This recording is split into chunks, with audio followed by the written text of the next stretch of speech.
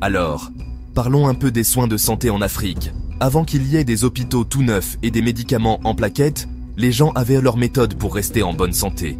Ce n'était pas juste des trucs au hasard, hein? C'était de vrais systèmes.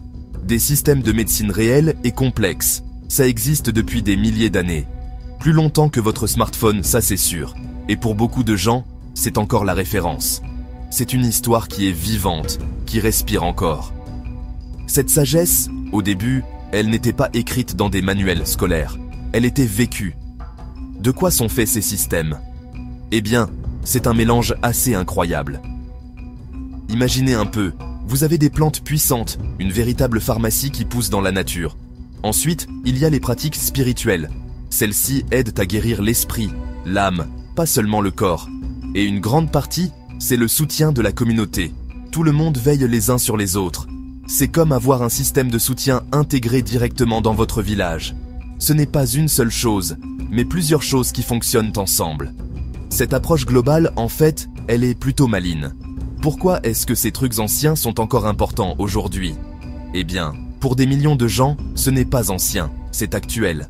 C'est ce qu'ils connaissent, ce en quoi ils ont confiance et ce qui est disponible. Ces traditions ont maintenu des communautés en bonne santé pendant des générations. Imaginez un peu ce genre de bilan. C'est un puits profond de connaissances sur le bien-être. C'est une question d'équilibre avec la nature et entre nous. Cette importance n'a pas diminué avec le temps. À bien des égards, ça devient même encore plus important. Vous voyez, parfois les gens appellent ça la médecine alternative. Mais dans beaucoup d'endroits en Afrique, ce n'est pas l'alternative, c'est la médecine principale.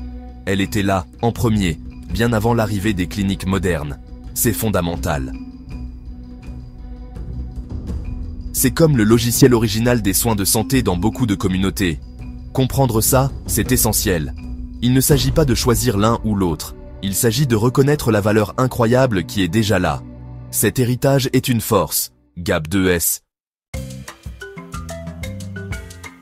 Alors, plongeons dans la médecine à base de plantes. L'Afrique abrite tellement de plantes, des milliers, et les guérisseurs traditionnels savent lesquelles peuvent aider. Ils savent quoi utiliser pour une fièvre. Ils savent ce qui calme une toux. Ce n'est pas une cueillette de feuilles au hasard, hein? C'est une connaissance détaillée. C'est comme une pharmacie naturelle, ouverte 24 heures sur 24, 7 jours sur 7. La forêt est leur guide. Ces plantes contiennent des composés que les scientifiques étudient maintenant. Il s'avère que nos grands-mères s'y connaissaient en bien. Ensuite, il y a les guérisseurs traditionnels eux-mêmes. Ce sont des personnalités respectées dans leur communauté. Ils sont comme des médecins, des thérapeutes et des guides spirituels, tout en un. Ce savoir ne s'apprend pas dans un cours rapide en ligne. Oh non. Il est transmis de génération en génération. De mère en fille, de père en fils. Ça demande des années d'apprentissage. Ils observent, ils apprennent, ils pratiquent. Ils sont les gardiens de cette ancienne bibliothèque de la santé. Leur rôle est absolument vital. Les pratiques spirituelles en sont aussi une grande partie. Il ne s'agit pas seulement du corps physique. La médecine traditionnelle africaine voit souvent la maladie comme un déséquilibre. Ce déséquilibre peut être physique, social ou spirituel. Donc, la guérison implique des rituels, des chants ou des danses. Ces pratiques visent à restaurer l'harmonie. Elles s'occupent de l'esprit et de l'âme de la personne. C'est une approche globale, vous voyez? Ils traitent la personne entière, pas seulement le symptôme. C'est logique, non? Et n'oubliez pas le soutien communautaire, c'est énorme. Dans beaucoup de contextes traditionnels, la santé est une affaire de communauté. Si quelqu'un est malade, la communauté se mobilise. Ils offrent soutien, nourriture et soins. C'est comme avoir une famille élargie qui est aussi votre équipe de soins. Ça évite l'isolement, ça assure que tout le monde se sente pris en charge. Cet aspect communautaire est incroyablement puissant pour la guérison. Ça montre que la santé est profondément sociale.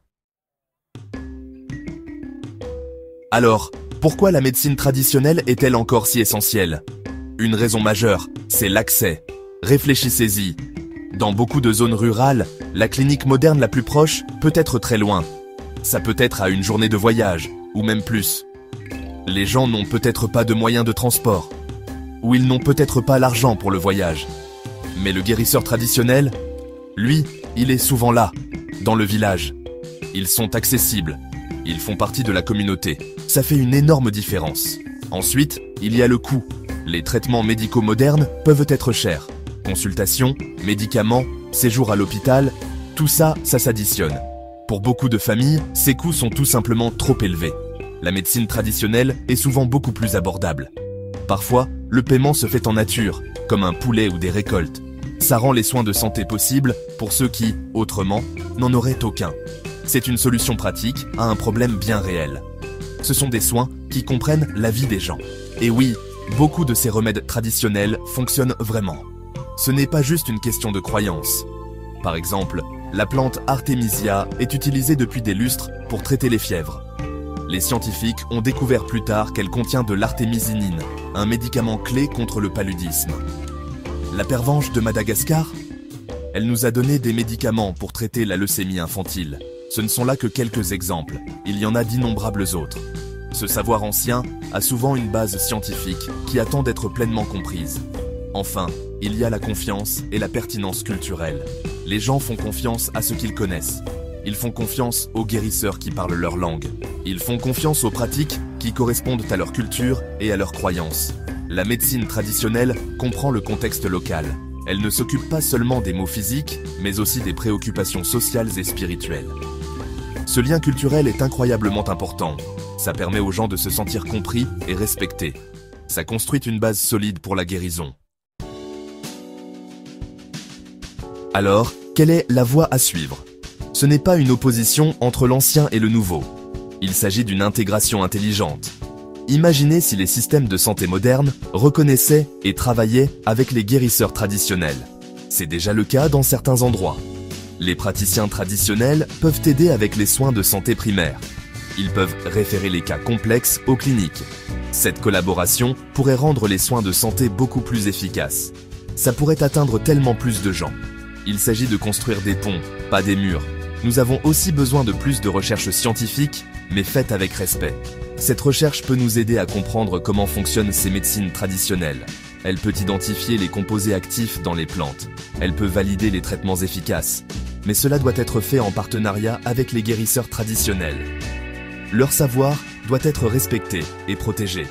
Il ne s'agit pas de voler des secrets. Il s'agit d'un apprentissage collaboratif.